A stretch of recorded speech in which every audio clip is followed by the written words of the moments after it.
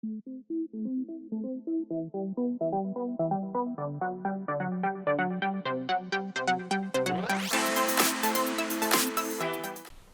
everybody, this is Graeme, and today I'm going to be doing 4 quick reviews. Now, one of these games has already been reviewed on the channel, 2 of them are smaller, obscure titles, and the last is actually a series of games. Now, I'm not going to give a full overview of the game, just some details of how each game works, just to give you a rough idea of how the gameplay works.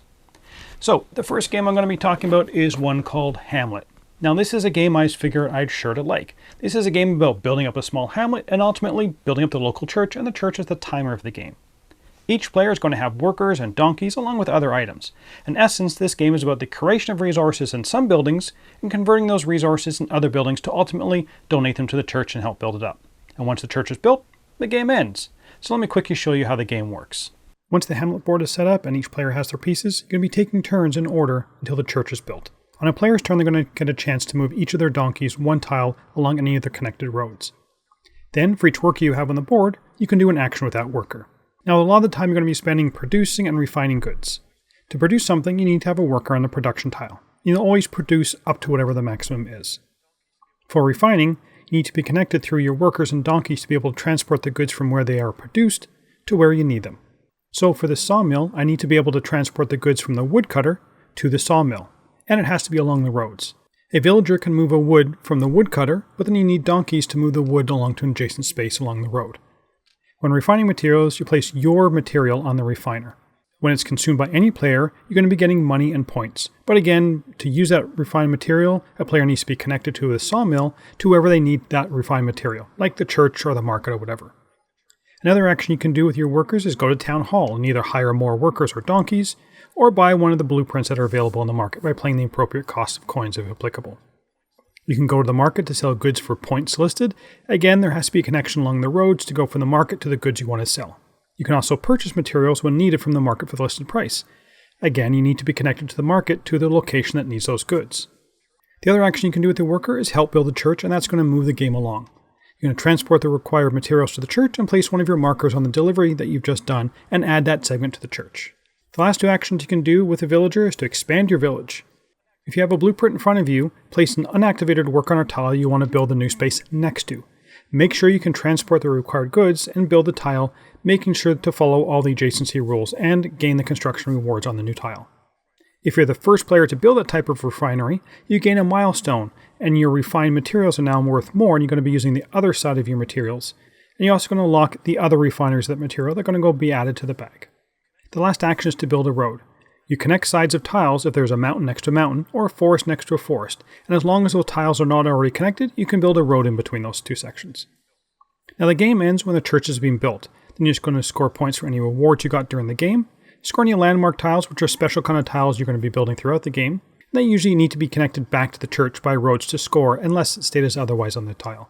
You score points for any road you've built, and for your longest road you're going to score 2 points for each building tile, and finally, each gold is worth a point. So, in principle, I thought I should have enjoyed this one, but I just didn't. There were several problems for me. First, and probably the most minor, are the components. Now, this is the deluxe Founders Edition of the game. Some of the components are just non-functional. The 3D church, which I did not use for the overview, blocks the church requirements, so we just ended up using the basic church. I also dislike that these tiles are all kind of weird shapes. People spent too much time when they were building these to try and fit it into the tableau. And the goods themselves, they're ridiculously small. I understand they don't want this to be a table hog, but I think this went a little too far. But my biggest complaint against the game is it's just too slow, and I found boring. It seems to take forever to get anything done. As the game board grows, you spend a few rounds to get the extra donkeys to build a path from producer to refiner. Then when you refine, you hopefully still have a villager left to use those produced or refined goods, because all the goods on the board are communal. If someone takes them, then you have to waste another turn to build them back up.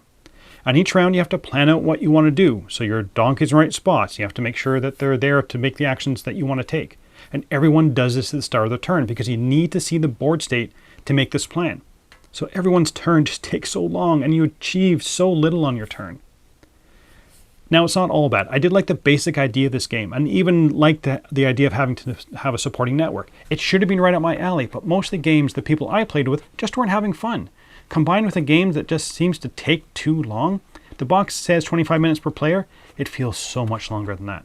So this game was a big disappointment for me, so I'm giving it a 5.5 out of 10. Some good ideas, and maybe some more streamlining would have made this more enjoyable. Something simple like just having the pieces regular sizes would have taken one small piece of complexity away, but would have made the rest a bit tighter. There just seems to be too many little annoying rules and restrictions that got in the way of me really enjoying this game. So the next game I'm going to be looking at is one called Zodiac War. Now this is a gorgeous looking game, all about zodiac signs and aligning elements and planets. So let's have a quick look at how it's played.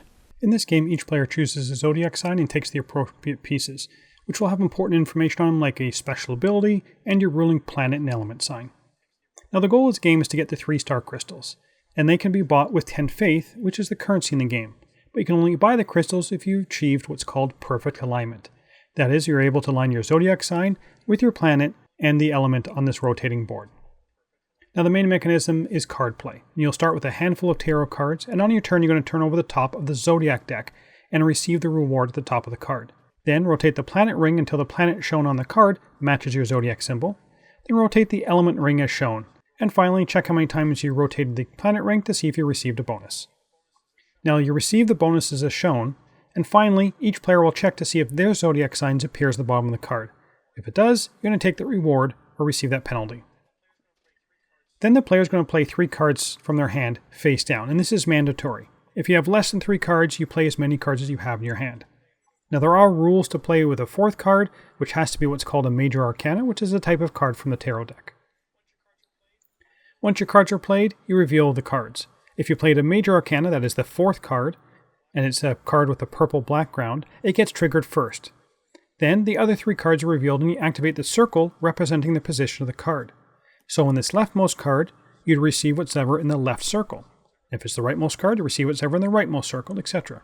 Now these rewards are going to be like rotating the board, either the planet or the element ring, the number of spaces is shown, or less. The other symbols are about gaining or having another player lose faith. If your symbol matches the symbol in the middle of the played card, you also can draw a card from the top of the tarot deck.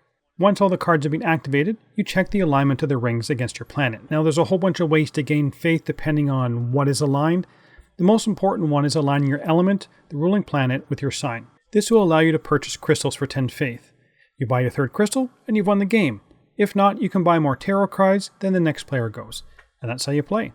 So first off, I love the look of this game. The artwork on these cards, and actually for the entire game, is absolutely gorgeous. Now the art does repeat, but I'm okay with that when it looks this good. The central board is also really nice too, as are the player boards. These cards are nice and big. The faith tokens and rings are a little overwhelming compared to the rest of the components. But overall, definitely high marks for the package. But once you actually start playing the game, you realize there's a huge dose of randomness, and a lot of take that. If your group likes those things, it might be for you, but it's not my tastes. My biggest issue with the game are really the randomnesses of it all. On every player's turn, the wheels are going to be rotating, even whether you want them or not. Through these cards, you can choose whether to move their wheel or not, but those Zodiac cards, you have to. If it says to move it, you just move it. It just felt like chaos. You can't even plan your turn until you turn over that top card and resolve it. The other major negative for me was actually the take that cards. Some of those major arcana are played against other players, like randomly take one of their cards or randomly take one of their faith tokens. But almost all the minor arcana have at least one red circle on them. If you choose to activate it, that's going to harm another player and you get to pick. As soon as one player starts to get ahead in crystals, then it's a whole bunch of just bringing down the leader through these cards. Now, I understand this is going to appeal to some groups that like highly random and potential for lots of player interaction. But for me, it's just not my style. And although I love the look of this game, I'm going to have to give it a 5.5. It's too bad. It looks so nice. So on to the next game. So the next game I'm going to be looking at is one called Fortune and Famine. Now, each player is the ruler of a kingdom where you have to balance the threat of famine with the need to play your workers and collect income. So let's see how this one's played. Now, the goal of this game is to be the leader with the most grain behind their shield at the end of the game, which is going to last 3 ages. Remaining grain on your player board does not count, nor does extra silver. Each player takes a leader with a unique ability, a kingdom board, a starting farmer card, and along with 3 silver and 1 grain. The cards are split based on the player count and then into the 3 ages. Now, the first player will discard the top card of the current age deck face down, then reveal cards equal to the number of players. If a famine card is revealed, the effects are done immediately. Famine cards will cause you to lose grain from your player board, but not from behind your player screen. Then all players get a chance to bid on the cards that have been revealed, or they can just pass. The exceptions are the wizard cards. These are one-time use and can be taken when it's your player's turn to bid or pass. Now if you outbid another player, they immediately retrieve their marker and their coins back. If you take a wizard, you cannot bid on any further workers. Once all the players have passed, they take their winning bids and their cards and return the money to the bank. You must now place your workers into your kingdom. If your kingdom's full, you must discard a current worker and replace it with a newly hired worker. In Ages 2 and 3, there's also an attack phase, and the card that you're using, which is usually going to be a red wizard card, to attack will tell you how to attack.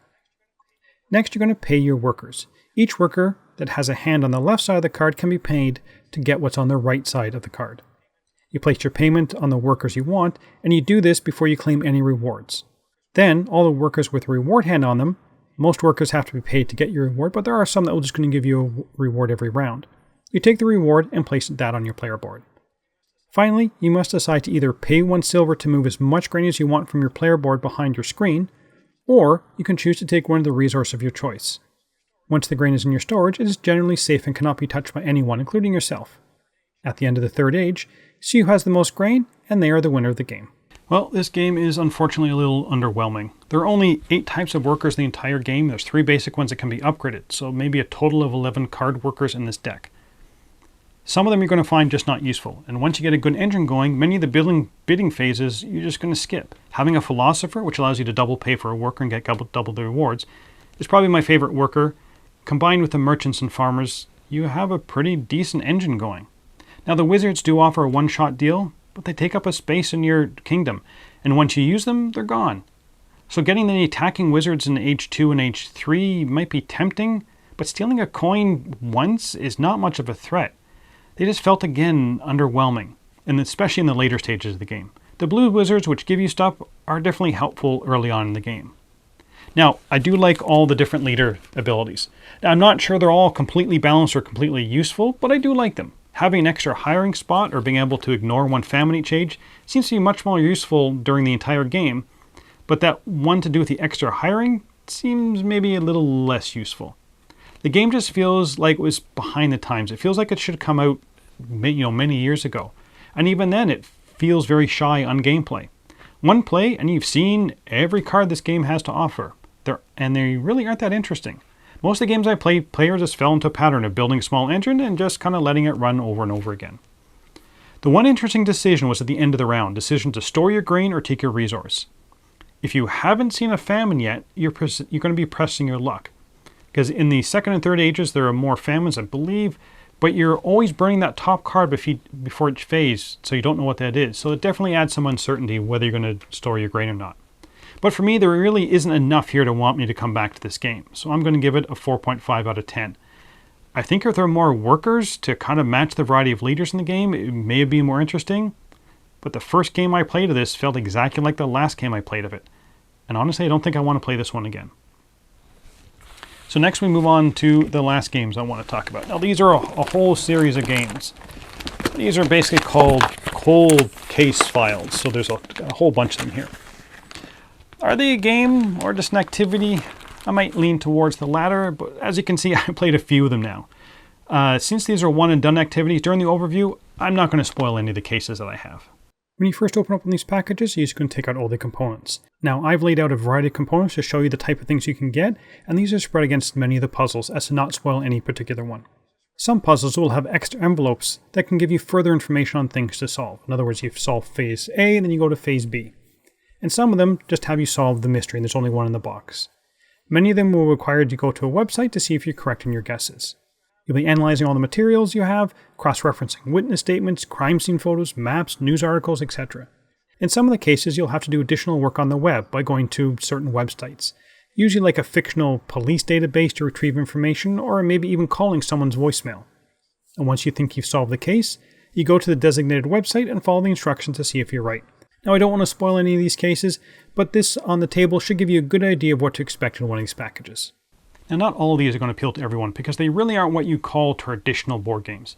But they really appeal to me, and I've done about 10 of them so far, and they scratch the same itches like an escape room game or the Sherlock Holmes Consulting Detective. And I can see if you like those and you like a mystery, like a murder mystery, these are definitely going to appeal to you. Now I must say though, they're not all good. There have been a few of them that made assumptions on our part that when you know the answer, I was left saying, well, how'd you get from A to B? I don't understand that. Because it wasn't part of the documents, but the company had made an assumption of what they thought was common knowledge, which we just didn't have. But that was more of the exception. Most of the cases have been completely logical in their solution. You can go from A to B to C and you understand it. And the best feeling is when you've cracked it. After staring at the pictures and pages of books, statements, maps, then all of a sudden you say, wait a minute, that doesn't work out. She said she was here, but there's this other document, like a receipt, that said she was buying something here at the same time. Then you have that immense satisfaction of saying, gotcha, I know what happened. So I'm going to give these games activities a 7.5 out of 10 and the Dice Tower seal of approval. One or two of them may have dipped down to like the 6.5 to 7 range, but overall I'm looking forward to doing more of these.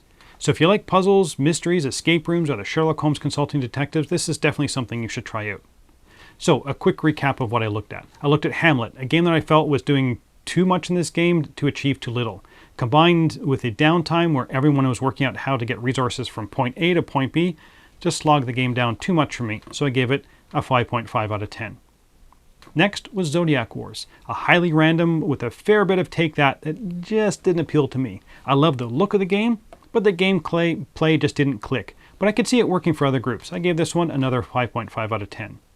The third was Fortune and Famine, a game that was just too small. There's a decent idea in there and one or two interesting decision points, but the rest of the game is completely forgettable. So I gave it a 4.5.